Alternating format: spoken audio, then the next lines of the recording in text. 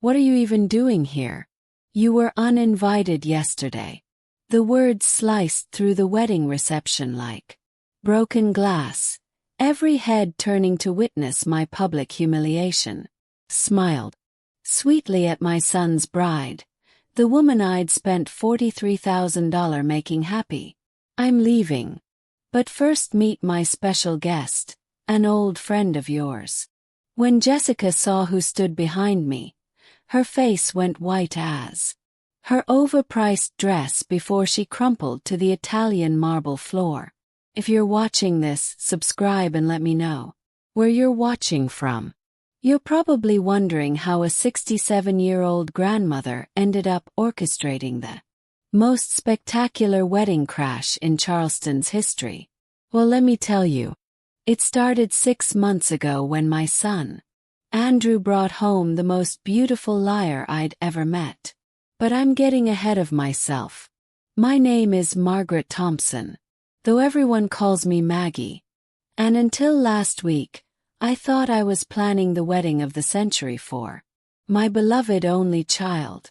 I'd emptied my late husband's life insurance policy, cashed in bonds, and even borrowed against my house to give Andrew and Jessica the fairy tale wedding she claimed to have dreamed about since childhood. The venue, the prestigious Bellamy estate with its sprawling gardens and antebellum charm. The dress, a $12,000 Vera Wang that required 3 alterations. The flowers, 2,000 white roses flown in from Ecuador. I paid for every last petal because Jessica's family, she tearfully explained, had downed her for marrying beneath their social status. My heart bled for this poor girl who'd supposedly given up everything for love. I even offered her my grandmother's pearl necklace, a family heirloom passed down through 4 generations. "Oh, Mrs. Thompson," she'd whispered, eyes glistening with what I thought were tears of gratitude. "You're like the mother I never had." What a performance that was. Andrew was completely besotted, and I understood why. Jessica was stunning in that effortless way. Some women are born with all golden hair and doe eyes that could make grown men forget their own names. She worked as a pediatric nurse, volunteered at animal shelters, and spoke about wanting children with such genuine longing that I found myself daydreaming about grandchildren. But something nagged at me, a whisper of doubt I couldn't quite silence. Maybe it was the way her stories never quite aligned, or how she'd grown up in so many different places that she couldn't keep her childhood memories straight. Or perhaps it was how she always paid cash for everything, claiming she was old-fashioned about credit cards. Still, Andrew was happier than I'd seen him since his father died 3 years ago, and that was enough for me, until the night I discovered the truth that would change everything. The revelation came accidentally, as the most devastating truths often do. I was dropping off wedding favors at Andrew's apartment when I heard Jessica on the phone in the bedroom, her voice low and urgent. Something in her tone made me freeze in the hallway instead of announcing my arrival like a normal person would. "Marcus, I told you not to call me on this number." He hissed. "No, the wedding is still on schedule. Yes, I'll have access to his accounts after we're married." "What do you mean you want a bigger cut? We agreed on 30%. My blood turned to ice. I pressed myself against the wall, grateful for Andrew's ancient hardwood floors that allowed me to hear every damning word. "Look, the old lady has already given us over 40 grand and she'll probably gift us more money for the house down payment after the wedding. This Mark is worth at least 200,000, maybe more. No, he doesn't suspect anything. He's completely Mark, my son was a mark. I'd heard enough. I crept backward toward the front door, my hands shaking so violently I nearly dropped the box of wedding favors. I managed to leave quietly, but once in my car I had to pull over 3 blocks away because I was hyperventilating. Everything made horrible sense now. The cash payments, the inconsistent stories, the way she'd isolated Andrew from his friends with subtle comments about how they didn't understand their relationship. She'd even convinced him to add her name to his checking account for convenience and suggested he upgrade his life insurance policy since they were building a future together. I sat in my car for an hour, crying angry tears and feeling like the world's biggest fool. Then something shifted inside me. Something hard and determined that I hadn't felt since fighting for my husband's life during his cancer battle. If Jessica Miller thought she could destroy my son and steal our money, she'd picked the wrong family to mess with. But I needed proof.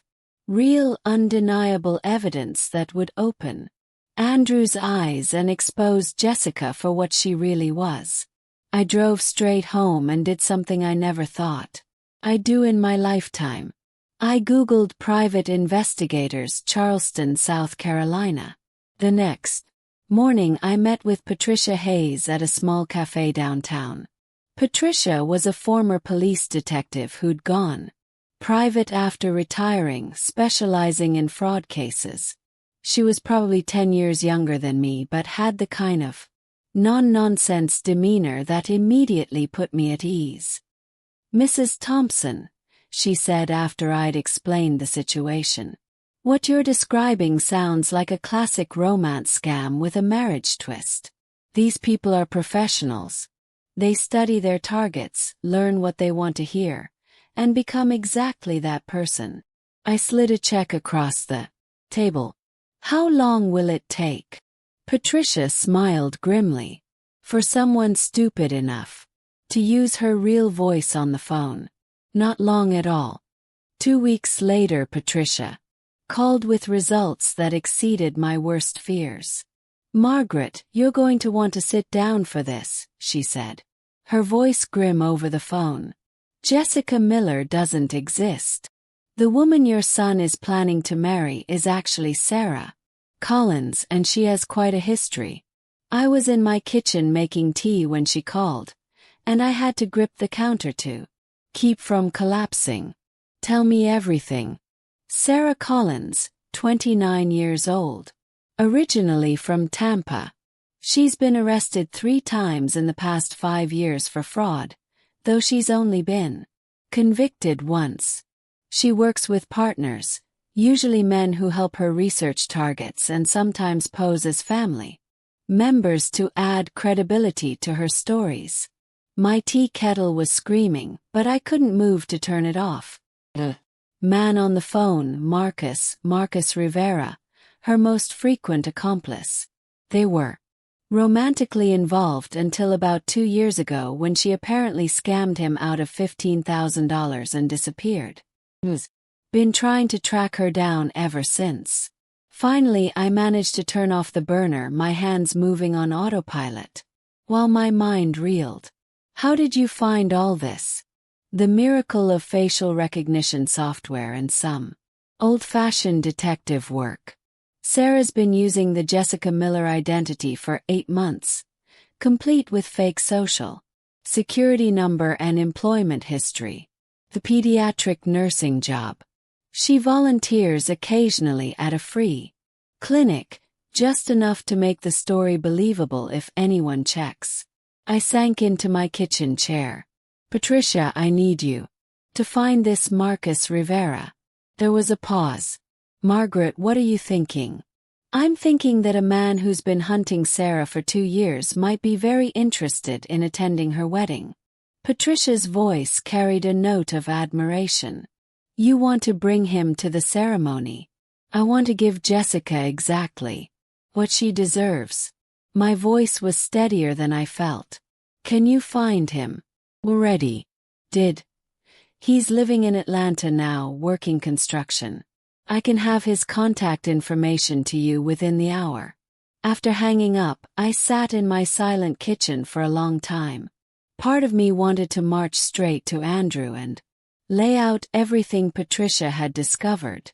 But I knew my son. He was stubborn like his father, and Sarah had been working on him for months.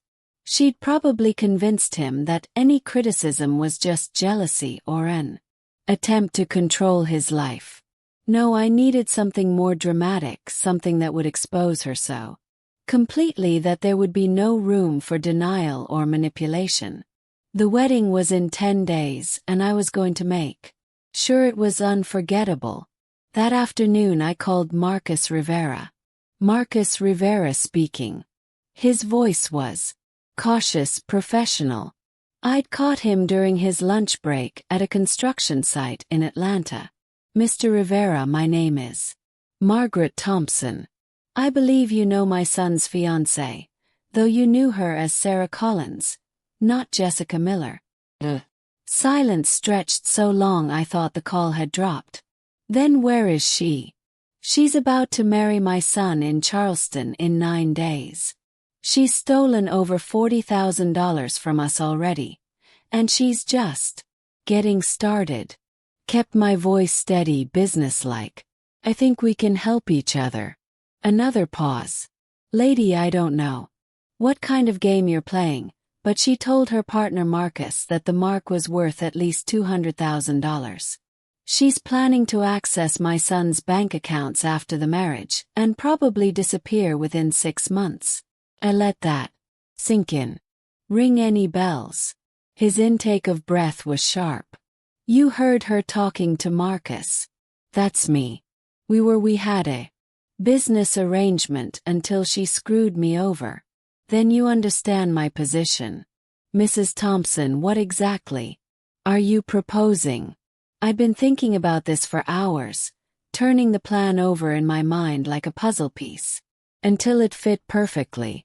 She's having a church wedding with 300 guests, very public, very prestigious.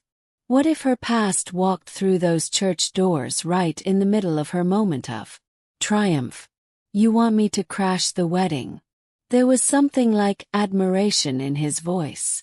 I want you to expose her, who's in front of everyone she's been lying to. In front of my son, who deserves to know the truth before she destroys his life. Marcus was quiet for several minutes. When he spoke again, his voice was different, harder.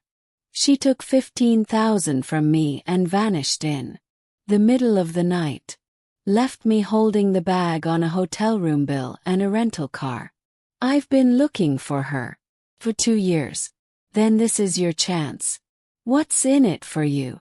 Besides saving your son, I smiled, though he couldn't see it. Justice, Mr. Rivera. Plain and simple justice.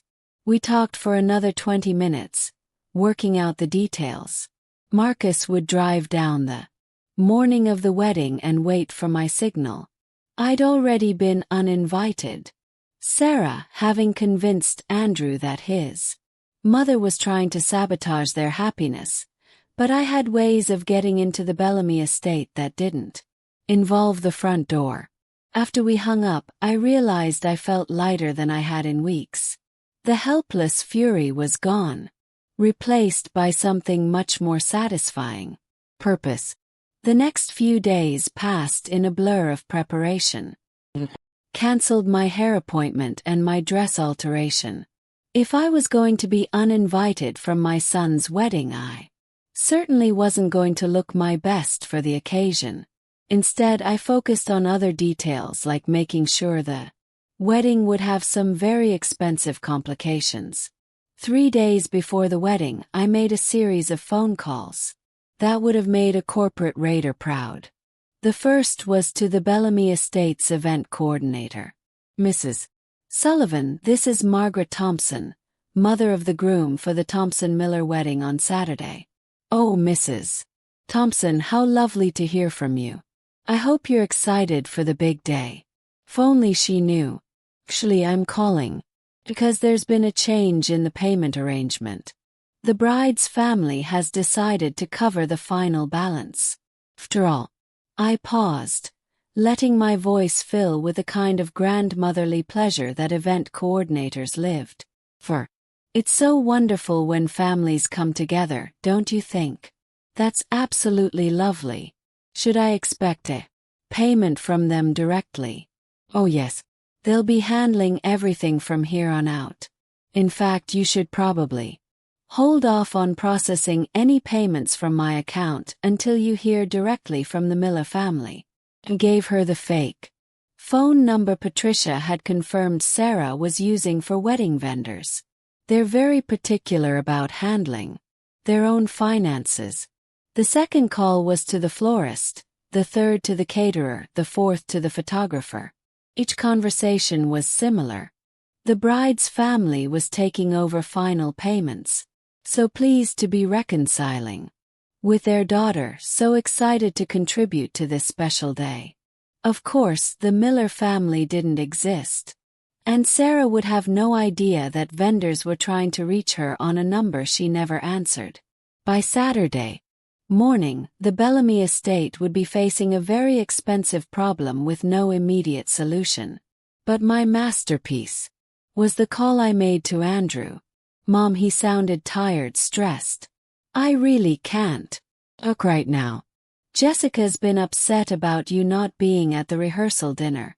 And Andrew, sweetheart, I completely understand Jessica's feelings.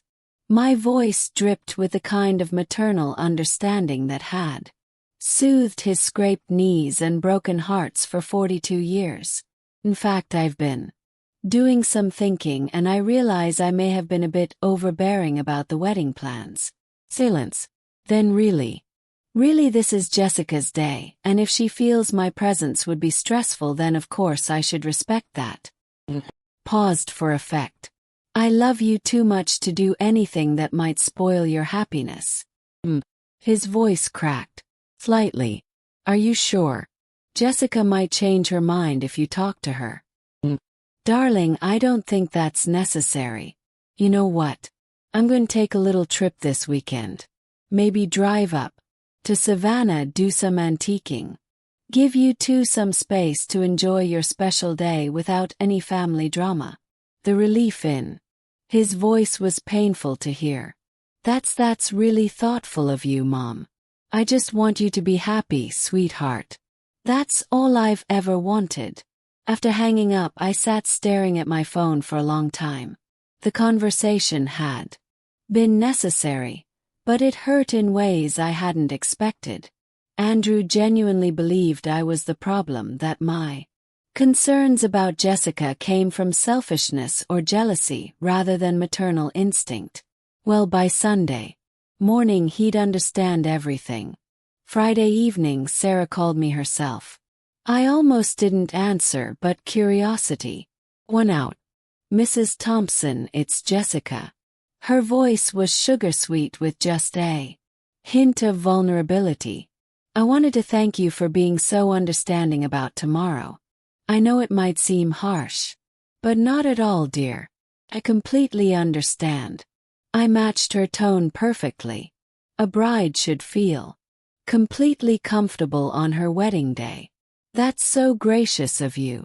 Andrew said you're going to Savannah for the weekend. Fishing for information. Classic. That's the plan. Little mother of the groom getaway while you two start your honeymoon.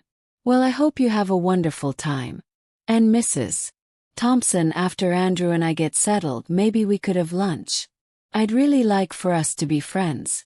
The audacity was breathtaking. That sounds lovely, Jessica. I'm sure we'll have so much to talk about. After ending the call, I poured myself a generous glass of wine and toasted my reflection in the kitchen window. Here's to family friends, Margaret, I said aloud. May they get exactly what they deserve. Saturday morning arrived gray and drizzly. The kind of weather that wedding photographers call romantic and brides call disastrous. I woke up at 5 a.m. too excited to sleep and spent the morning preparing for what would either be the most brilliant or most catastrophic day of my life. At 9 o'clock, Marcus Rivera called from a gas station 20 minutes outside Charleston. "I'm here, Mrs. Thompson. You sure about this?" Looked at myself in the hallway mirror dressed in a simple black dress with my grandmother's pearls. The ones Jessica had admired so much. I've never been more sure of anything in my life. What if your son doesn't forgive you? It was a question I'd been avoiding for days. Then I'll have saved him from a woman who would have destroyed him financially and emotionally. Sometimes love means being the villain in someone else's story until they're ready to see the truth. Damn, you're tougher than you sound. I almost smiled. Mr. Rivera raised a son, buried a husband, and survived 67 years in the South. Tougher than I looked too. The wedding was scheduled for 2 o'clock with a reception immediately following in the estate's grand ballroom. I timed everything perfectly. Marcus would arrive at the venue at 1:30 and wait in his car until I texted him. I would enter through the garden entrance, a route I knew well from my multiple venue visits, and position myself where I could watch the ceremony unfold. At 11 a.m. my phone started ringing. First the florist, then the caterer, then the venue coordinator. All panicked, all trying to reach someone from the Miller family about outstanding balances that needed to be resolved immediately. I let every call go to voicemail. At noon Andrew called. "Mom, something weird is happening. All the wedding vendors are calling Jessica about payments, but she says she never told them her family was handling anything. Do you know what's going on?" "Oh my goodness, that does sound confusing. What did Jessica say?" "Is pretty upset. She thinks someone is trying to sabotage the wedding." There was a pause. "Mom, you didn't mean you wouldn't." "Andrew Thompson, are you suggesting your mother would sabotage your wedding?" I injected just the right amount of hurt into my voice after everything I've done to help make this day perfect. No, I'm sorry. Jessica is really stressed, and when people are stressed, they sometimes they look for someone to blame." I finished gently. "Don't worry, sweetheart. I'm sure it's just a vendor mix-up. These things happen. The important thing is that you're marrying the woman you love today." If only he knew how true that statement was about to become. After hanging up, I checked my watch. 1 o'clock, time to get into position for the show of a lifetime. I grabbed my purse, took a deep breath, and headed for my car. The drive to the Bellamy estate took 15 minutes through Charleston's historic district. Spanish moss draped the ancient oak trees like bridal veils. And despite everything, I felt a pang of sadness that this beautiful venue would forever be associated with deception rather than celebration. But Sarah Collins had made her choices, and now she was about to face the consequences. I parked 2 blocks away and walked to the estate's back entrance, the one near the catering kitchen that I'd spotted during my venue tours. The staff was too busy dealing with payment crises to pay attention to one more woman in a black dress carrying flowers. By 2:15 I was positioned behind a marble column in the back of the chapel, watching my son's face glow with happiness as he waited for his bride to walk down the aisle. In 15 minutes, that happiness would be shattered, and I would be responsible. But sometimes, I reminded myself as the wedding march began to play, love requires you to be strong enough to break someone's heart in order to save their life.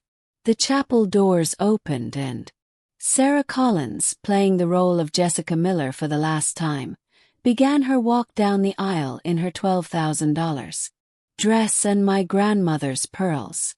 I pulled out my phone and sent a single text to Marcus Rivera. Now Marcus Rivera walked through those chapel doors like an avenging angel in a rumpled suit.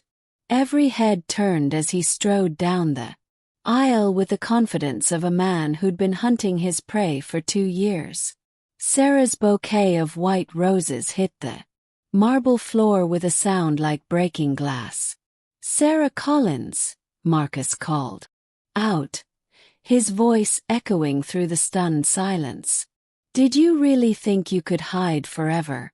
The chaos that followed was everything I'd imagined and more. Andrew stepped protectively in front of his bride, confusion written across his face. "Sir, I think you have the wrong person. This is Jessica Miller." Marcus laughed, a sound devoid of any humor. "Jessica Miller? Is that what she's calling herself now?" He reached into his jacket and pulled out a manila folder. "Her real name is Sarah Collins, and she's a professional con artist. Should know. I was her partner until she stole $15,000 from me." "That's not true." Sarah's voice was shrill, desperate. "Andrew, I don't know this man. He's clearly mentally ill." But I could see the cracks forming in her performance. Her hands were shaking, and that honey-sweet voice had developed a sharp edge that hadn't been there before. The mask was finally slipping. Marcus opened the folder and held up photographs. "Here's Sarah at the Ritz-Carlton in Miami running a credit card scam on elderly tourists. Here she is in Birmingham posing as a cancer patient to steal from church collection funds." His voice grew colder with each revelation. "And here's my favorite. Sarah leaving our hotel room in Memphis with my wallet, my watch, and the engagement ring I was stupid enough to buy her." Andrew's face had gone pale. "Jessica, what is he talking about? He's lying." Sarah's voice cracked. "Andrew, you know, we're getting married. Love you. Love." Marcus barked. "Lady, you wouldn't recognize love if it bit you on your lying ass. You want to know what she really thinks about your precious Andrew." He pulled out his phone and held it up. "I've got recordings from our partnership. Want to hear what she called him? Her pathetic mama's boy Mark." The wedding guests were murmuring, "Oh," a low buzz of shock and confusion spreading through the chapel. I watched from behind my column as my son's world crumbled in real time. And despite everything, my heart ached for him. Sarah wasn't finished fighting. "Even if any of that were true," she said, forcing her voice back to its practiced sweetness, "people can change. I'm not that person anymore. Andrew believes in second chances. Don't you, darling?" It was a masterful manipulation, appealing to Andrew's fundamental decency and making him choose between believing in human redemption or accepting that the woman he loved was a complete fabrication. Unfortunately for Sarah, I'd given Marcus one more piece of ammunition. Second chances. Marcus smiled coldly. "Tell him about the other." "Mark, Sarah. The one you're working right now." Andrew turned to look at his bride, and I saw the exact moment when doubt crept into his eyes. "What is he talking about?" "Jessica. Have no idea." But her voice was too quick, too defensive. Marcus consulted his phone. "Let me refresh your memory. 3 weeks ago, you called me asking for advice about a quote, lonely old bat who's already given you $40,000. Ring any bells?" The silence that followed Marcus' revelation was deafening. Every eye in the chapel turned to Sarah, waiting for her response. I watched my son's face transform as understanding slowly dawned, and I had to grip the marble column to keep from revealing my position. "That's Sarah's voice failed." Or, "He tried again. That's taken out of context." Context. Andrew's voice was barely a whisper. "You called my mother a lonely old bat." "Andrew, no, I didn't mean it that way. This man is trying to what? Tell the truth. Andrew's voice was growing stronger. Anger replacing confusion. My mother has given us everything. She emptied her savings account for our wedding. She borrowed against her house so you could have your dream ceremony. The wedding guests were no longer murmuring. They were listening intently to every word. I spotted several people recording with their phones, including Andrew's college roommate, who looked like he was live streaming the whole disaster. Marcus wasn't done. You want to know the real kicker? She was planning to clean out your bank accounts and disappear within 6 months. It's her standard timeline. Long enough to establish legal claim to marital assets. Short enough to avoid getting too attached. Stop it, Sarah pleaded. But her composure was completely gone now. Tears streamed down her face. But whether they were genuine or part of the performance, I couldn't tell. Andrew stepped away from her, his face a mask of disgust and betrayal. Is it true? Any of it? Sarah looked around, desperately, like a trapped animal seeking escape. The chapel doors were blocked by curious guests who'd moved closer to hear better. The altar offered no sanctuary. Finally, her gaze found mine across the crowded space. Our eyes met, and I saw recognition bloom on her face. She knew exactly who had orchestrated this moment. For the first time since she'd entered our lives, Sarah Collins was facing someone who was smarter, more ruthless, and infinitely more motivated than she was. You, she whispered, pointing directly at me. This was you. All heads turned to follow her finger, and suddenly I found myself the center of attention in a way I'd never intended. So much for staying hidden until the grand finale. Andrew's eyes widened when he spotted me. Mom, what are you doing here? You said you were going to Savannah. I stepped out from behind the column, straightening my pearls with as much dignity as I could muster. I lied, sweetheart. Something I learned from watching the experts. You orchestrated this. Andrew's voice was a mixture of horror and admiration. I exposed it. Corrected. There's a difference. Sarah had found her voice. Again, and with it, her talent for manipulation. She's jealous, Andrew. Your mother couldn't stand that you chose me over her. She hired this man to destroy our wedding because she wants to control your life forever. It was a clever last-ditch effort, playing on every mother-in-law stereotype in existence. For a moment, I saw doubt creep back into Andrew's eyes. 29 years of Sarah's practiced manipulation versus 67 years of my love and sacrifice. But would he choose to believe? That's when Marcus played his trump card. Mrs. Thompson didn't hire me, lady. Volunteered. He held up his phone again. Want to hear the recording I made of our conversation 3 weeks ago? The one where you laugh about how easy it is to manipulate lonely old women and their devoted sons. The recording quality wasn't perfect, but Sarah's voice came through crystal clear. The old bat is so desperate for grandchildren she'll believe anything. And the son, complete mama's boy. All I have to do is cry about my tragic past, and he writes another check. Andrew's face went white, then red, then a sickly gray color that made me want to rush to his side.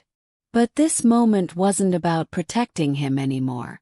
It was about him finally seeing the truth. You want to hear the best part? Sarah's voice continued from the phone. She gave me her grandmother's pearl necklace, said it was a family heirloom. I'll probably hawk it after the honeymoon. Instinctively, Andrew's eyes went to Sarah's throat, where my grandmother's pearls gleamed against her pale skin. The pearls that had been worn by 4 generations of Thompson women, passed down from mother to daughter-in-law as a symbol of acceptance and love. Sarah's hands flew to her neck, covering the necklace as if she could hide the evidence. Andrew, I can explain. Explain what? His voice was deadly quiet now. Explain how you've been laughing at my mother behind her back while spending her money. Explain how you called me a mama's boy while pretending to love me. Explain how you were planning to rob us blind and disappear. The fight went out of Sarah. All at once. Her shoulders sagged, and for the first time since I'd met her, she looked her actual age instead of the innocent young woman she'd been pretending to be. It started as a job, she said quietly. Just another mark. Then I don't know. I thought maybe I could make it real by lying about everything. Andrew's voice cracked. Name your job, your family, your entire life story. What exactly was supposed to be real about us? Sarah looked around the chapel one more time, taking in the hundreds of faces staring at her with mixtures of shock, disgust, and fascination. The elaborate flower arrangements, the photographer who was still snapping pictures, the videographer who was capturing every moment of her public humiliation. I need to leave, she whispered. Andrew said simply. You do. But Sarah Collins wasn't quite finished. She gathered up her dress to walk down the aisle. She turned back to face me with a look of pure hatred. You think you've won, don't you? Congratulations, Mrs. Thompson. You got your precious son back. But you know what? He's never going to trust another woman again after this. You've ruined him for love forever. Also, you could stay the most important woman in his life. The words hit their mark. I felt a stab of doubt, wondering if my quest for justice had crossed the line into something darker and more selfish. But Andrew surprised me. No, he said firmly. She didn't ruin me. You did. And you know what the difference is? Mom was trying to protect me. You were trying to destroy me. Sarah's face twisted with fury. We'll regret this. Both of you have friends, connections. This isn't over. Marcus stepped forward, his expression amused. Actually, it is over. See, while you've been putting on your little performance here, the FBI has been very interested in our conversation about your current con game. They're particularly fascinated by your fake social security number and fraudulent employment history. Sarah's face went pale. You wouldn't dare. Already did. Sweetheart. They should be here any minute to escort you out. He checked his watch. In fact, I'm surprised they haven't arrived yet. As if summoned by his words, 2 men in dark suits appeared at the chapel entrance. They moved with the purposeful stride of federal agents, and Sarah's last hope of a dignified exit evaporated. Sarah Collins, the taller agent, held up his badge. FBI, you're under arrest for fraud, identity theft, and violation of federal banking regulations. What followed was a scene I'd never imagined. Witnessing at my son's wedding. Federal agents reading Miranda rights in a chapel decorated with white roses and baby's breath. Wedding guests fumbling for their phones to record history in the making. A bride in a $12,000 dress being led away in handcuffs. Sarah didn't go quietly as the agents escorted her down the aisle. She kept turning back to scream at Andrew and me. This is harassment. I haven't done anything wrong. You'll be hearing from my lawyers. But her protests fell on deaf ears. Half the chapel was recording her arrest, and the other half was already texting the news to friends and family who'd missed the show. By evening, the video would be all over social media with hashtags like wedding crash and BarCon artist bride. After the agents left, with Sarah An eerie silence settled over the chapel. 300 wedding guests sat in their pews, unsure whether to leave or stay, congratulate or commiserate. The minister stood at the altar looking like he'd never encountered this situation in seminary school. Andrew remained at the altar, still wearing his tuxedo, staring at the doors where his bride had just been arrested. I wanted to go to him, but something held me back. This was his moment to process, to grieve, to figure out what came next. Finally, he turned to face the congregation. "Well," he said, his voice carrying across the silent chapel. "This is awkward." A few nervous chuckles rippled through the crowd. "I want to thank everyone for coming today. I know this isn't how you expected to spend your Saturday afternoon."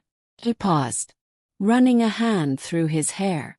"The wedding is obviously cancelled, but the reception is already paid for, so if anyone wants to stay for dinner in an open bar, you're welcome to it. God knows I could use a drink." This time the laughter was more genuine. People began standing, stretching, talking in small groups as the shock wore off and the reality of the situation set in. Andrew finally looked in my direction. Our eyes met across the chaos, and I saw a mixture of gratitude, embarrassment, and something that might have been admiration. He walked down the aisle toward me, and the crowd parted like the Red Sea. When he reached me, he stopped and just stood there for a moment, studying my face. "Mom," he said finally, "we need to talk." He nodded. "Yes, we do. But first." He reached up and carefully unclasped my grandmother's pearl necklace from around his throat. "These belong to you." I took the pearls with shaking hands, feeling their familiar weight. "Actually, they belong to the woman my son eventually marries. When he finds someone worthy of them." Andrew's eyes filled with tears. "I'm so sorry, Mom, for not believing you. For choosing her over you, for being such an idiot." "You weren't an idiot, sweetheart. You were in love. Or at least you were in love with the person you thought she was." I reached up and straightened his tie, a gesture I'd been making since he was old enough to wear clip-ons. "Love makes us all vulnerable. The important thing is that you're safe." "How long did you know?"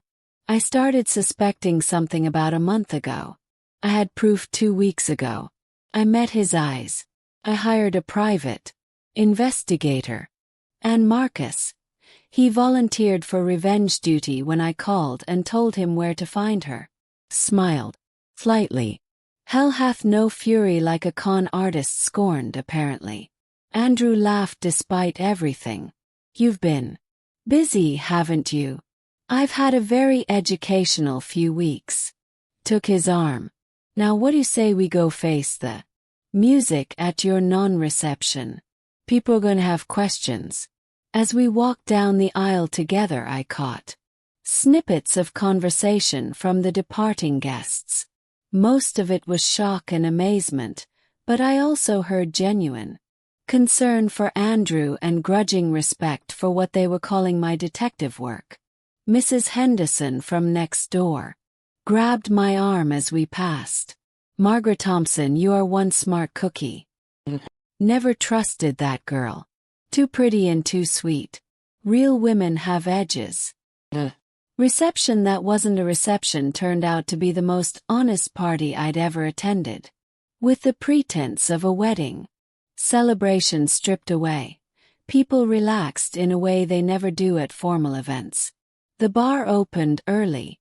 The band played blues instead of wedding classics, and conversations flowed with a kind of authenticity that only comes after shared trauma. Andrew handled himself with more grace than I dared hope. He worked the room like a politician, thanking people for coming, apologizing for the drama, and accepting condolences with good humor. I watched him from across the ballroom and felt a pride that had nothing to do with his professional achievements, or his choice in women. This was my son showing real character under pressure.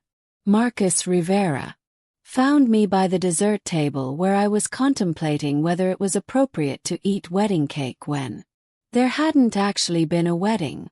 Mrs. Thompson, he extended his hand. Wanted to thank you for giving me the chance to face Sarah after all this time. I shook his hand. I should thank. I could never have exposed her without your help. What you did took guts. Not many mothers would go to those lengths. Any mother would have done the same thing to protect her child. Marcus. No, ma'am. Most mothers would have tried to talk their son out of it and failed. You played chess while the rest of us were playing checkers. After he left, I found myself alone with my thoughts for the first time all day. Adrenaline was wearing off, replaced by exhaustion and something that might have been sadness. Yes, I'd saved Andrew from a terrible marriage and potential financial ruin, but I'd also destroyed his faith in love, at least temporarily. Had I done the right thing? Andrew appeared beside me with 2 glasses of champagne. You look like you're having second thoughts. I accepted the glass gratefully, just wondering if there might have been a gentler way to handle. You mean like sitting me down and explaining that my fiancé was a con artist? Because we both know how well I would have received that news. He had a point. You would have thought I was jealous and controlling. I would have accused you of exactly what Sarah said, trying to keep me dependent on you forever. Andrew sipped his champagne. You know what changed my mind? It wasn't Marcus showing up or even the recording. It was watching Sarah's face when she realized you'd outplayed her. For just a second her mask slipped completely and I saw who she really was underneath all that sweetness. What did you see? Cold calculation and genuine respect for a worthy opponent. He turned to look at me. She underestimated you completely. She thought you were just a lonely old woman who'd do anything to keep her son happy. She had no idea she was trying to con someone smarter than she was. I'm not sure about smarter. Maybe just more motivated. Mom, you orchestrated the exposure of a professional con artist using her own partner and the FBI. That wasn't just maternal instinct. That was strategy. We stood in comfortable silence for a while, watching our friends and family enjoy the party that had risen from the ashes of disaster. The band was playing jazz now, and several couples had started dancing. Have a confession, Andrew said eventually. What's that? Part of me is relieved, not about the public humiliation or the arrest, but he paused, searching for words. Something always felt off about Jessica. I could never put my finger on it, but sometimes when I'd catch her off guard she'd look at me like she was trying to remember who she was supposed to be. Why didn't you say anything? 'Cause I thought it was just wedding stress. And because he sighed because I was 32 years old and had never been in love before. I thought if I questioned it too hard it might disappear. My heart ached for him. Sweetheart. You know. Pathetic, right? The mama's boy who falls for the first pretty girl who pays attention to him. No, I said firmly. Human. Human. And humans want to be loved. There's nothing pathetic about that. Even when they make terrible choices. About who to trust, especially then. I took his hand. Andrew, what Sarah did to you, that wasn't your fault. She's a professional liar who studied you, learned what you wanted to hear and became exactly that person. You weren't gullible. You were targeted. Andrew squeezed my hand. Thanks, Mom, for everything. For seeing through her, for protecting me, and for doing it in a way that made sure I couldn't ignore the truth. You're welcome. But next time you fall in love, maybe introduce me earlier in the process. He laughed. Next time I fall in love, I'm running a full background check first. That might be a bit extreme. After today, I don't think. He grinned. Besides, I've learned something very important about the women in my life. What's that? Never underestimate a Thompson woman. We're apparently much more dangerous than we look. I smiled, feeling lighter than I had in months. Your grandmother would have been proud. She would have loved watching you work. Andrew raised his glass. Here's to justice. Served ice cold with a side of public humiliation. I raised my glass to meet his. Here's to family and knowing when to fight for the people you love. As we clink glasses, I realize that despite everything, the lies, the betrayal, the public spectacle, I was exactly where I belonged. Standing beside my son who was safe and free, and finally seeing clearly again. Sometimes the best weddings are the ones that never happen. Thanks for listening. Don't forget to subscribe and feel free to share your story in the comments. Your voice matters.